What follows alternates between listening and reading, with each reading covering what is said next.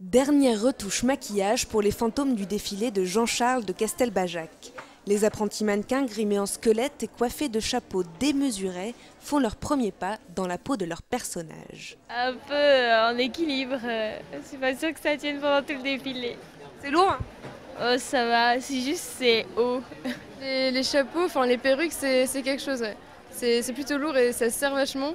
Donc c'est toute une technique, mais on est un peu amateur, donc on est un peu déstabilisé. Robes, coiffure, maquillage, atmosphère, tout a été pensé par le créateur en collaboration avec Art.m. Le mot d'ordre ce soir, incarner son personnage. On nous a dit que c'est des êtres qui sont coincés sur Terre, qui veulent s'en aller, mais qui sont coincés. C'est surtout bien être fantôme en fait, parce que la performance c'est performance fantôme et c'est vraiment être vraiment habité. Les 80 jeunes mannequins ont été choisis sans critères de poids ou de taille, seule condition, être lillois et savoir marcher avec des hauts talons. Un projet participatif porté par le créateur. Ce que j'aime beaucoup dans cette histoire, c'est de voir ces jeunes qui en fait n'ont pas souvent une opportunité de se mettre en danger.